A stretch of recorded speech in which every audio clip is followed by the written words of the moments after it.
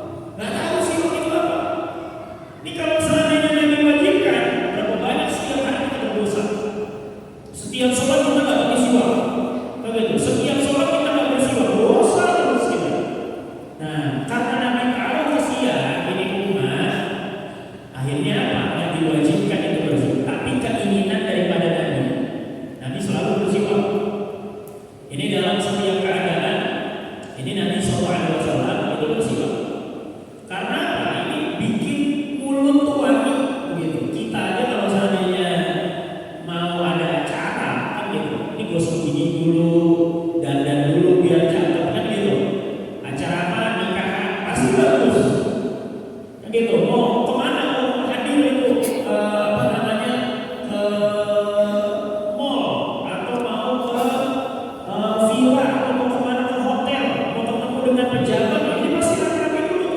Mulutnya pasti gosok gigi dulu. Nah ini kenapa dengan Allah Taala enggak?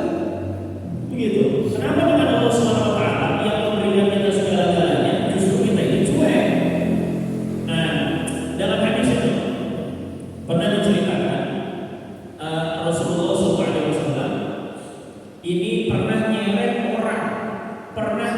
orang habis sholat dari Masjid Nabawi ini dibawa ke Baqi. Baqi itu kuburan. Nah jadi Rasulullah ini ceritanya Rasulullah setelah sholat kemudian Rasulullah mundur, kemudian orang ini diseret sama Rasulullah dari Masjid Nabawi ini dibawa ke Baqi.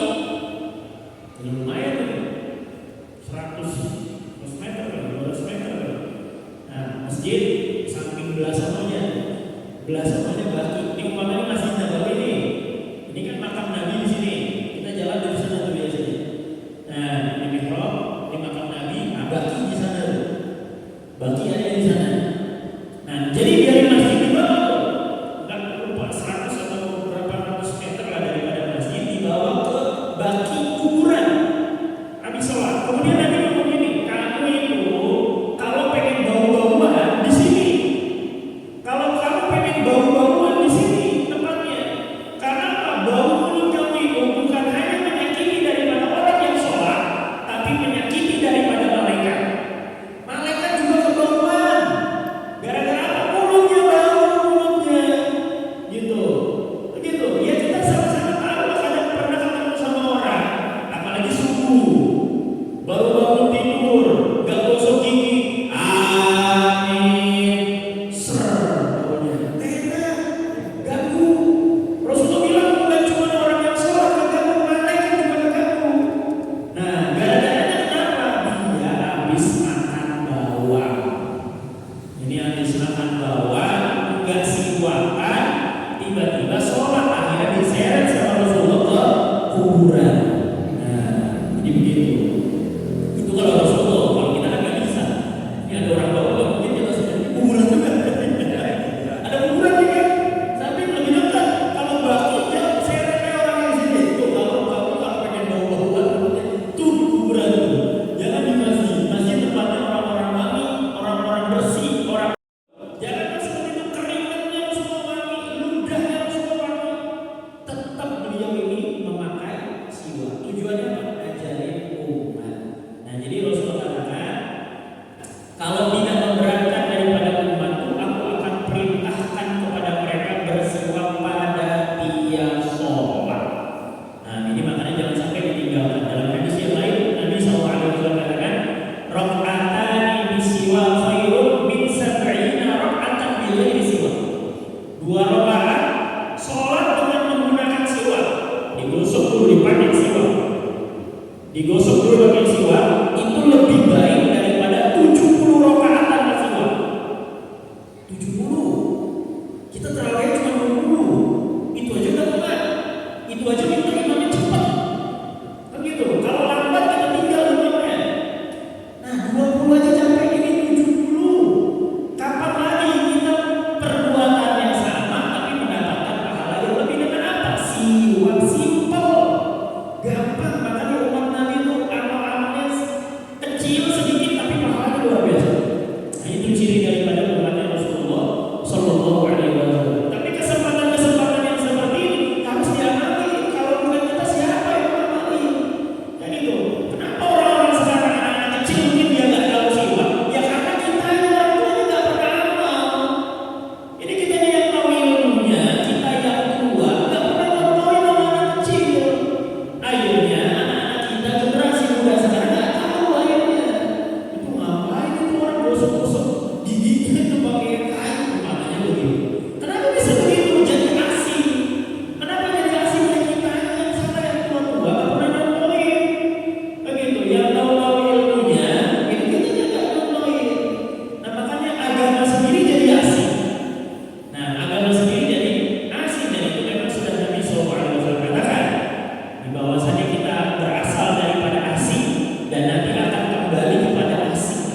Dulu Islam asing, Rasulullah sendiri aja. Nanti akan kembali kepada asing. Fatuba lil ghuraba. Maka beruntunglah bagi orang-orang yang terasing tadi. Nah, jadi seperti itu. Setiap sholat ini menggunakan siwak. Setiap sholat menggunakan siwak. Nah, kemudian siwak itu harus dengan apa? Sebenarnya siwak itu dengan apapun sesuatu yang kasar. Kalau saya bilang, kalau saya nggak bawa nih siwaknya, nggak apa-apa. Pakai sesuatu yang kasar. Apa aja sesuatu yang kasar ini boleh dijadikan untuk siwak. Tapi yang paling afdal mana? Yang afdal ini jelas. Ini namanya kayu arok. Ini namanya kayu arok. Ya, 10.000, 15.000, goceng, ada yang jual goceng, cari di Shopee banyak. Nah, nih ada yang goceng, ada yang 10.000. Ini namanya kayu arok. Ini kayu arok nggak mahal. Nah, makanya karena murah saya hilang. Gitu, karena murah hilang dia, cepat hilang. Dan syaitan nggak mau. Syaitan nggak mau kita punya mendapatkan pahala yang lebih. Akhirnya siwaknya hilang terus. Nah, makanya kalau beli siwak stok yang banyak, sepak beli 20, simpan di rumah.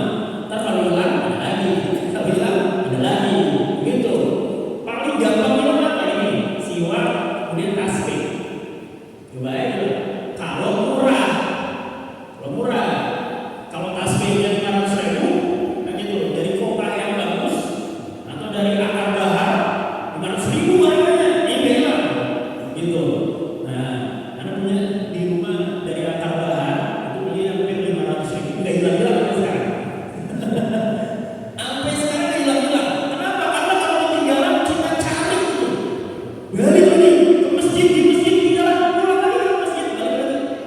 Cuman kalau yang dapat dari hadiah nikah, daripada hadiah tahlil yang 3.000-an, yang gocengan, tasbihnya ketinggalan, bodohan adalah ntar juga dapat lagi. Kan begitu, akhirnya gampang hilang. Nah, makanya siwak ini seandainya siwak harganya 100.000 ya, insya Allah nggak bakal hilang. Benar-benar diperhatikan.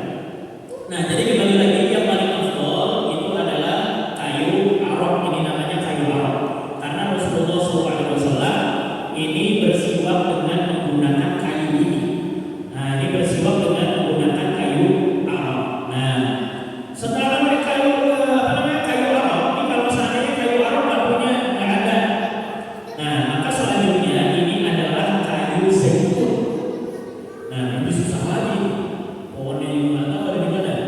Nah, ini pohon zaitun. Nah, ini kayunya, ranting daripada pohon zaitun. Kalau nggak ada juga, ini pakai apa? Ini pakai ranting daripada kurma. Makin nggak ada lagi.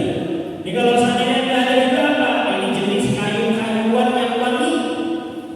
Kayu-kayuan yang wangi. Orang nggak tahu kayu apa. Pokoknya kayunya yang wangi, yang harum, baunya harum. Kalau kayu-kayuan yang harum ini juga nggak ada. Ini pakai apa? Ini pakai apapun yang kasar. Boleh itu apa aja? Baju kita bisa hilangkan baju. Kemudian juga rida, kalau misalnya mau rida, sejadah mungkin nggak apa-apa. Kalau sejadah serampe, pakai serampe, bawa gosok-gosok buat siwak nggak apa-apa. Oh ini dong, apa namanya? Baru dong nanti. Makanya sebelum siwak kan gosok gigi, biar nggak ada jigongnya, gitu. Jadi giginya udah bersih. Kalaupun dibasuh sama keran baju, nggak nempel itu jigongnya. Masalahnya dari rumah ini nggak pernah sikat gigi, jigong nempel. Pakai baju, bajunya putih lagi, kuning, nempel jigongnya. Karena apa? Nggak pernah sikat gigi di rumah. Seperti itu. Kalau memang giginya bersih, kalaupun pakai keran baju ya nggak ada masalah. Nah, toh juga nanti dicuci seperti itu. Nah, jadi yang paling afdal ini adalah bersiwak dengan menggunakan kayu arok. Nah, ini namanya kayu arok, murah harganya. Ini tinggal cari aja, beli ini. Demi mendapatkan 70 kali lipat kebaikan dengan sholat dengan menggunakan siwak. Seperti itu. Kemudian ini juga kayu siwaknya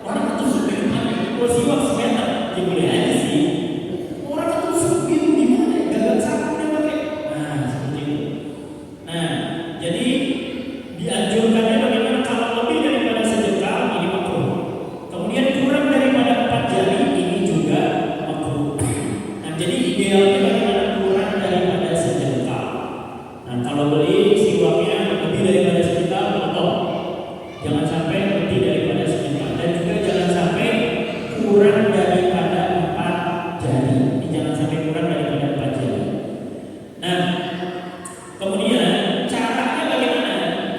Ini caranya seperti apa? Cara genggamnya ini 3 jarinya ini diarahkan di atas, diletakkan di atas, kemudian jempol sama kelingkingnya di bawah.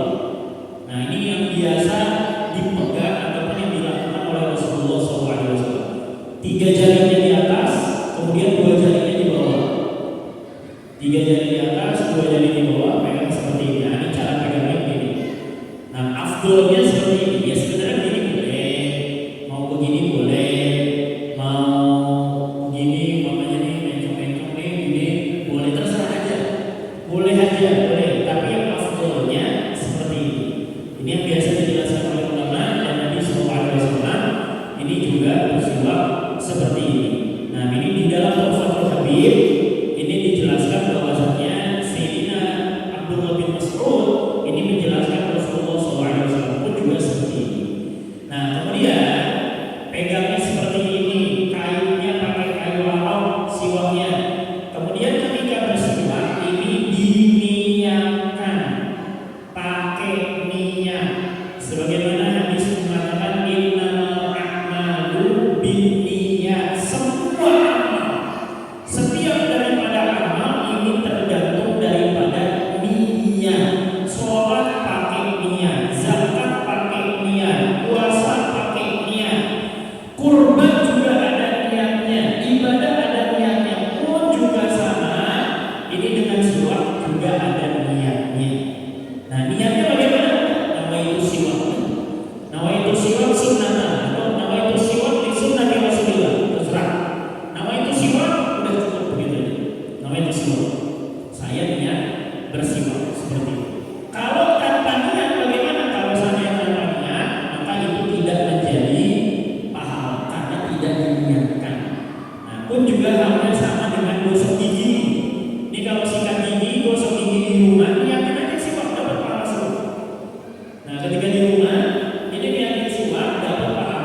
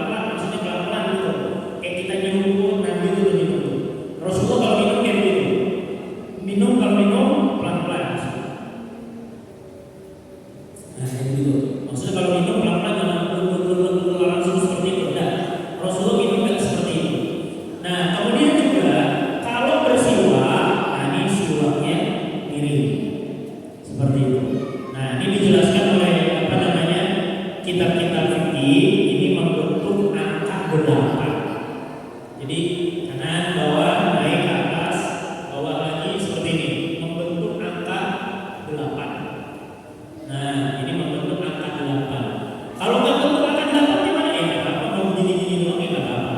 Tapi afdolnya tadi membentuk daripada angka 8. Nah, ini sesuai dengan Rasulullah SAW. Kemudian ini bukan hanya giginya saja, tapi lidah juga sama. Lidah juga dianjurkan untuk digosok, angkat mulut ini juga dianjurkan untuk digosok. Nah, bahkan Rasulullah SAW itu pernah diriwayatkan oleh Sayyidina Abu Musa al-Asy'ari. Beliau mengatakan, "Ataitu Nabiya sallallahu alaihi wasallam." Aku pernah ketemu sama Nabi dan aku dapati beliau yastaqu bi siwakin biyadihi. Beliau ini sedang pakai siwak. Sayyidina Abu Musa al-Asy'ari datang ketemu Rasulullah lagi siwakan. Nah, kemudian yaqulu, terdengar daripada Rasulullah bunyi yaqulu, terdengar kayak begitu. Nah, wasiwaku fi fihi, dan siwak sedang berada di mulutnya Rasulullah. Ka'annahu yatahawwak, seakan-akan beliau ini pengen muntah. Begitu. Maksudnya apa? Berarti semuanya digosok. Gitu. Berarti semuanya digosok, giginya digosok, lanting-lanting digosok, pangkal lidahnya sampai pangkal lidahnya ini juga digosok. Biasanya kalau digosok, kayak kita pengen muntah. Kayak sikat gigi kalau sampai kita kalau kedalaman, kita bakal pengen muntah. Rasulullah begitu. Tujuannya apa? Hilangin lendir di sini. Gitu. Ini biar lendir yang di sini ini hilang nih. Biasanya kan lendir-lendirnya. Apalagi kalau bangun tidur ini yang bau nih. Yang bau di sini nih biar hilang atau biar kita kayak pengen muntah. Nah, ini lendirnya itu keluar. Tapi itu dilakuinnya di rumah. Dilakuinnya di rumah atau di mana? Tempat duduk mana? Belakang, tempat duduk gitu. Jangan duduk di sini. Kalau di sini, jangan. Jangan di sini, bukan di sini maksudnya. Takut nanti lendir yang keluar ya, bagaimana ya, bukan di sini. Maksudnya bukan ketika pengen posisi sholat. Kalau dalam posisi sholat, ini kita biasa aja. Siwaknya biasa aja. Nah, kemudian selanjutnya yang terakhir, ini selesai daripada bersiwak, ini dibersihkan. Siwaknya dibersihkan. Sikat gigi aja kalau kita nggak bersihin, kita jorok pakai. Kan gitu. Kita punya sikat gigi di rumah, mana sikat gigi kita nggak pernah kita cuci, terus kita pakai nggak pernah kita cuci. Gimana coba? Geli kan? Jijik kan? Padahal cium kita sendiri. Jijik kita. Siwak juga begitu. Nah, ini habis pakai siwak, cuci lagi. Pakai siwak, dicuci lagi. Nah, pernah ada yang nanya sama anak, katanya siwaknya jamuran. Siwaknya pakai jamuran. Iya sih, namanya kayu bakal jamuran pasti memang. Nah, namanya kayu jamuran. Tapi dia bilang, iya gara-gara saya nggak pernah cuci, makanya cuci. Ini udah dipakai berkali-kali nggak pernah cuci, bau itu siwaknya. Nah, jadi setelah menggunakan siwak, ini dicuci. Nah, dalam hadis Nabi SAW, ini Sayyidah Aisyah menceritakan, kanan Nabi SAW yastaku fayu'tini siwak li aghsilahu fa'abda'u bihi fa'astaku thumma aghsiluhu wa adfa'u ilayhi. Rasulullah SAW ini senantiasa bersiwak. Kemudian fayu'tini siwak, Rasulullah ngasih kepada saya siwak li aghsilahu, biar saya cuci. Gitu. Ini karena apa namanya, ada istri, nah ini suruh cuci nih siwak ini. Siwak Rasulullah suruh cuci sama Sayyidah Aisyah. Nah, kemudian ini apa namanya, ketika dikasih sama Rasulullah, nggak langsung dicuci sama Sayyidah Aisyah, tidak langsung dicuci sama Sayyidah Aisyah, tapi apa, dipakai dulu sama beliau. Nah, ini siwak yang bekas Rasulullah tadi, yang bekas liurnya Rasulullah, nah itu dipakai dulu di mulutnya. Nah, bekas Rasulullah dipakai dulu sama beliau, kemudian baru dicuci. Karena apa? Nah, ini pengen mendapatkan keberkahan daripada Rasulullah Sallallahu Alaihi Wasallam. Ini jangankan air liur, kan gitu, darah aja diminum sama sahabat. Darah bekalnya Rasulullah diminum, air kencingnya Rasulullah pun juga ada yang minum. Nah, ini Rasulullah katakan orang-orang